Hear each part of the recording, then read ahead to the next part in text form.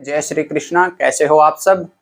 और एक बात थी कि ड्यू टू अनअवॉइडेबल सर्कमस्टांसेस की वजह से मैं वीडियो अपलोड नहीं कर पाया था, तो उसके लिए मैं सॉरी मांगता हूँ आपसे। ठीक है, तो चलो आगे बढ़ते हैं।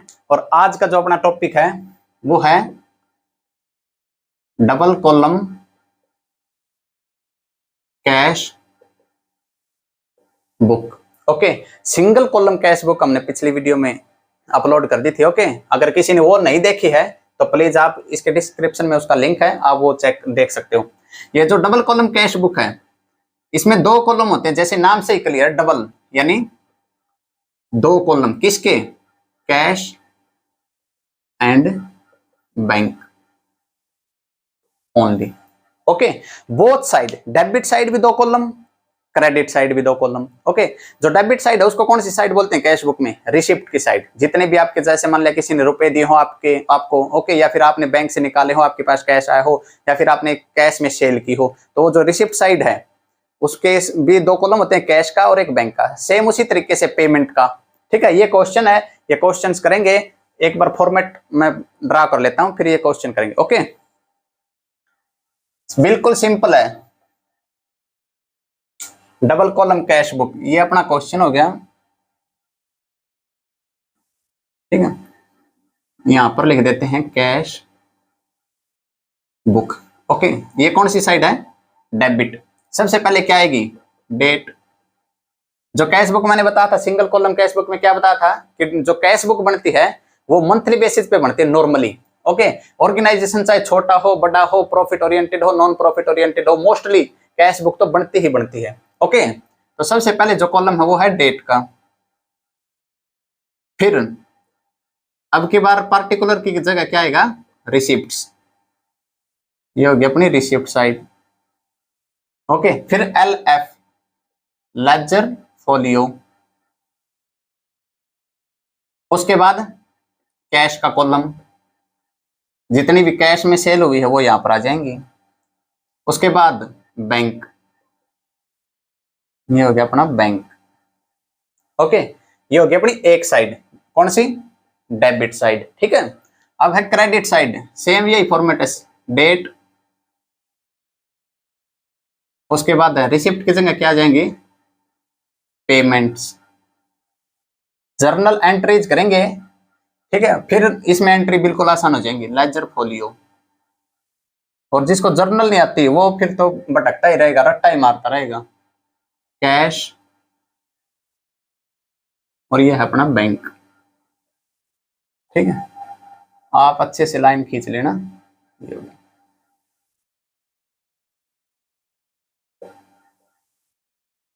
ठीक है, एक साइड यहां भी लगा लेते हैं। ये है अपना फॉर्मेट, डेबिट साइड, और ये कौन सी साइड है, क्रेडिट। ओके, तो ये है अपना क्वेश्चन 2018 सितंबर 1।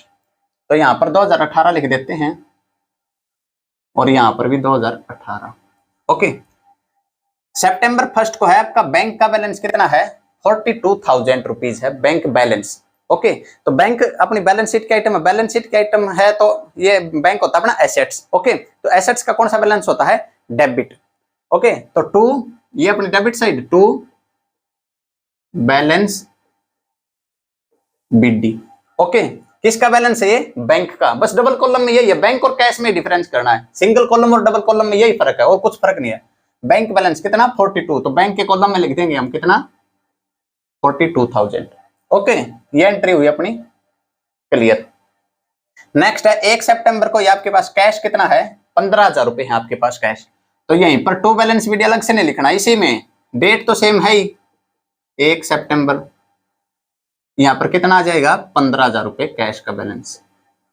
ओके, ये भी अपनी एंट्री होगी, दो होगी। नेक्स्ट है 4 सितंबर की, परचेज गुड्स बाय चेक। ये जो डबल कॉलम कैश बुक का क्वेश्चन आएगा ना, इसमें आपको बताया जाएगा कि भाई कैश में ली है या चेक से ली है, बैंक के थ्रू लिया है। उधार का तो कोई इसमें लेन देन करना ही नहीं हमें।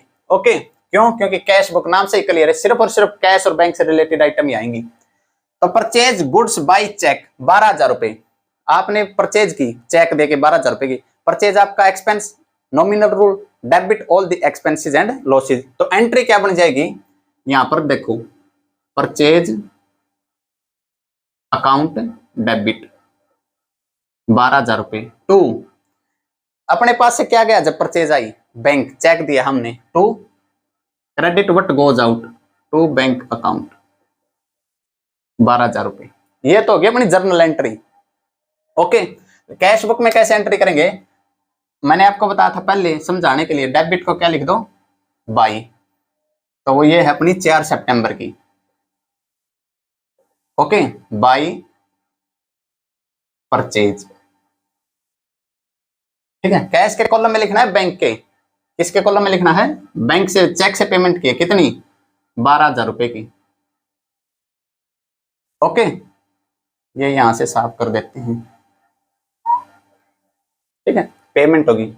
नेक्स्ट है 8 सितंबर की sales of goods for cash rupees 6,000 रुपए की आपने सेल कर दी, ठीक है। सेल आपकी क्रेडिट हो जाएगी, क्यों, इनकम है, nominal rule, credit all the income and gain, किस में किया है, कैश में। तो एंट्री क्या बनेगी, आपके पास क्या आया, cash account debit to sales account, कितनी है, 6,000 रुपए, आपकी रिसिप्ट होगी, आपके पास कैश आया। ओके, तो यहां पर आ जाएगी 8 सितंबर की है, 8 सितंबर की टू सेल्स अकाउंट। ओके, कितनी कैश में हुई है, 6,000 रुपए की, बैंक का कुछ लेना देना नहीं इसमें, ठीक है।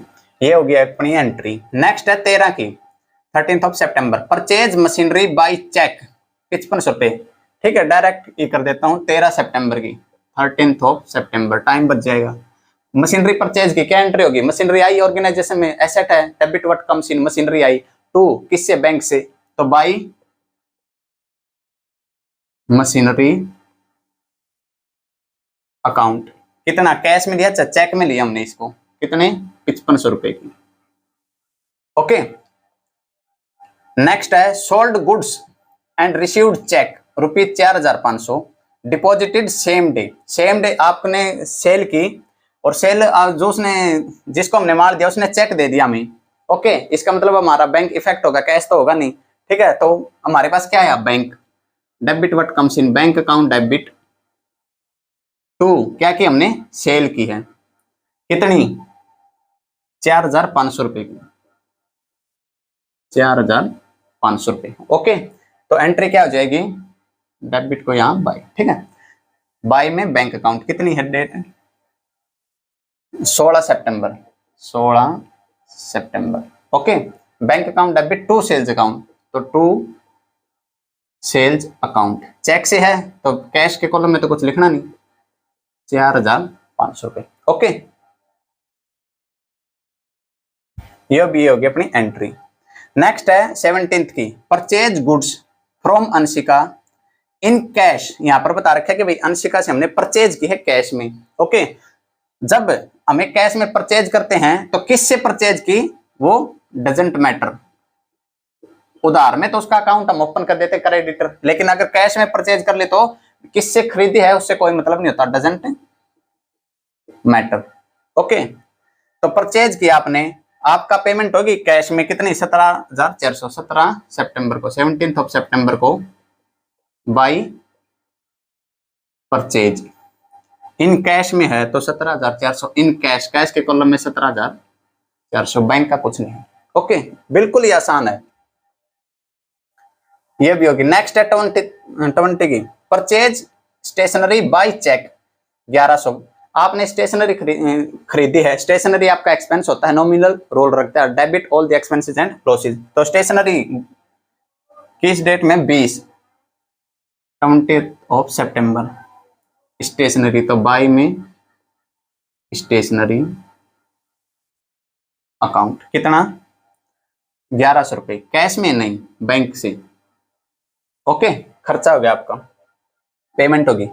नेक्स्ट है cheque given to Jatin rupees 1500, ठीक है। इसका मतलब चेक दिया, इसका मतलब यह है कि हमने पहले जतिन से माल लिया होगा कभी ना कभी, तो वो अपना क्रेडिटर खड़ा है, तो इसमें जतिन का अकाउंट इफेक्ट हो जाएगा। एंट्री क्या बनेगी, जब हम उसको चेक देंगे, जतिन पर्सन है, रिसीवर है चेक का, तो Jatin account debit, debit the receiver, कितना, 1500 रुपए, इसके ब्रैकेट में लिख लेना आपको समझाने के लिए, क्रेडिटर। यहाँ पर। ओके, टू क्या दिया है उसको, कैश दिया, चेक दिया, चेक दिया है, तो टू बैंक अकाउंट 1500 रुपये। ओके, पेमेंट कर दी। किस डेट में है, 24 सितंबर, तो by Jatin account. Okay, cash में तो की नहीं हमने पेमेंट, चेक में किए 1500 रुपये, यहाँ पर आ जाएंगे 1500। ओके, बिल्कुल ही आसान है, लेकिन आसान तभी होगा अगर आपको जर्नल एंट्रीज आएंगी। ठीक है, जर्नल एंट्रीज की भी वीडियो अपलोडेड है, सारी देख लेना। नेक्स्ट है 27 तारीख को कैश विड्रॉन फ्रॉम बैंक ₹10,000, ये एंट्री है। इसमें आपको पता चलेगा लेजर फोलियो, जब भी कैश और बैंक का ही लेन देन हो, ठीक है, या आपने कैश जमा करवाया हो या आपने कैश निकाला हो, तो उसको कौन सी एंट्री बोलते हैं, कॉन्ट्रा। नोट कर लिए, कर लो इसको, कौन सी एंट्री, कॉन्ट्रा एंट्रीज। ओके, अब ये देखो कैश विड्रॉन किया बैंक से, तो अपने पास क्या आया है, कैश, तो एंट्री क्या हो जाएगी, cash debit what comes in, cash account debit, कितना, 10,000 रुपए निकाला है। टू अपना कम क्या हो गया, credit, credit what goes out, क्या चला गया, बैंक चला गया। तो जिसमें कैश और बैंक का ही लेन देन हो, एंट्री हो, उसको क्या बोलते हैं, contra entry. To bank account 10,000 रुपए। ओके, अब इसकी एंट्री कैसे करेंगे, ये देखो, cash account debit to bank account, किस डेट में है, 27 सितंबर, to cash account debit to bank account, कितना, 10,000 रुपए। ओके, तो ये हो जाएगा अपना cash account debit to bank account. तो यहाँ कैश के कॉलम में आ जाएगा और लेजर फोलियो के कॉलम में सी लिख देंगे। सी का मतलब कॉन्ट्रा एंट्री है ये। ओके, कॉन्ट्रा एंट्री का डबल इफेक्ट ही होता है, तो यहाँ पर आ जाएगा कैश के कॉलम में 10,000 रुपए। ठीक है, और सेम डेट में 27 सितंबर में यहाँ पर क्या आ जाएगा, किसके नाम से, बाई कैश अकाउंट, लेकिन कैश के कॉलम में नहीं, बैंक के कॉलम में आएगा यहाँ पर 10,000 रुपए। ओके, नेक्स्ट है रेंट पेड बाय चेक 25 रुपए, 25 रुपए का आपने रेंट पेड किया बैंक से, तो rent account debit to bank account, तो यहाँ किस डेट में, 30 सितंबर, बाई रेंट अकाउंट, चेक से दी है हमने पेमेंट 25 रुपए की। ओके, नेक्स्ट है पेड सैलरी, ये नहीं बता रखे कि कैश में या चेक में, तो किस में मानते हैं कि नॉर्मली कैश में दी है। ओके, चेक का स्पेशल बताएगा 3,500 रुपए की, तो ये भी अपना है तो खर्चा ही, बाई सैलरी अकाउंट 3,500 कैश में। ओके, तो ये था अपना क्वेश्चन, इसको बैलेंस कर लेते हैं। डेबिट साइड का टोटल करिए, 15 और 10 25 और 6 31,000 हो गया इसका, यहाँ पर 31,000। इसका हो गया 4 42 और 4 46,500। ओके, अब कैश में क्रेडिट साइड में कितनी पेमेंट की है, 17,400 और 3,500, 17,400 और 3,500, ये होगी अपनी 20,900 की पेमेंट की है। ओके, अपना बैलेंस कितना है डेबिट साइड में, 31,000, तो 31 में से 20,900 गए, 10,100। ओके, तो अपना लास्ट में बैलेंस कितना, 30 सितंबर को अपने पास बाई बैलेंस, यहाँ पर आ जाएगा सीडी, ओपनिंग बैलेंस में आता है बीडी, क्लोजिंग में क्या आता है, सीडी, तो ये हो गया 10,100 रुपए यहाँ पे। तो ये लाइन, तो ये कॉलम तो हो गया अपना टोटल इक्वल हो गया 31,000। ओके, नेक्स्ट है बैंक, बैंक से कितनी पेमेंट है, 12 और 5 17, ये तो टोटल करना पड़ेगा भाई इसका, 12,000 5,000 6,000 6,600। ओके, 1,500 और 2.5 4,000 और 10 14,000। ठीक है, 600 8 और 4 बार 1 32,600। बाकी आप देख लेना, टोटल प्लीज मैच कर लेना। और डेबिट साइड अपना 46,500, इसमें से 32,600 की पेमेंट होगी, 9 5 में से 2 गए 3, मेरा तो 13,900 आया है भाई, आप अपना देख लेना। ठीक है, यहाँ पर आ जाएगा 13,900, तो ये साइड भी अपनी होगी इक्वल। ओके, तो नेक्स्ट जब मंथ आएगा उसमें एक एंट्री करते हैं हम यहाँ पर, सितंबर, ये है सितंबर के बाद क्या आएगा अक्टूबर, तो अक्टूबर फर्स्ट में एंट्री कर देंगे टू बैलेंस बीडी। ओके, यही बैलेंस शीट क्या जाएगा यहाँ पर, कितना है 10,100 और 13,900, ठीक है। और ये जो कॉन्ट्रा एंट्री थी 27 सितंबर की बैंक 10,000 रुपए की, यहाँ पर भी क्या आ जाएगा लेजर फोलियो में सी कॉन्ट्रा एंट्री। ओके, तो ये था अपना question double column cash book का। ओके, क्वेश्चन बिल्कुल आसान है, लेकिन आसान आपके लिए तभी होगा जब आपको क्या आएंगी जर्नल एंट्रीज आएंगी। ओके, अब नेक्स्ट टॉपिक करते हैं, इसको मैं एक बार साफ कर देता हूं। ओके, नेक्स्ट जो अपना टॉपिक है वो कैश बुक का एक टॉपिक है। Okay, cash book. सबसे पहले इसमें हमने क्या किया था, सिंगल कॉलम कैश बुक, उसका एक क्वेश्चन भी मैंने करवा दिया था। ओके, सेकंड है double column cash book, double column cash book, उसका क्वेश्चन हमने इसी वीडियो में किया। ओके, एक है अपना PT cash book, PT cash book. ये क्या होती है पीटी? पीटी का मतलब होता है स्मॉल। ओके, जो ऑर्गेनाइजेशन होता है उसमें रिपीटिव नेचर के है ना, जो एक्सपेंसेस हैं जो रिपीट नेचर के हैं वो डेली होते हैं। ओके, जैसे कन्वीनियंस, या फिर कार्टेज का होता है प्रिंटर में हर 5-7 दिन में है ना उसको रिफिल करवाना पड़ता है। ओके, जैसे पोस्टेज का है, आपको कहीं ना कहीं कोई स्पीड पोस्ट करनी हो।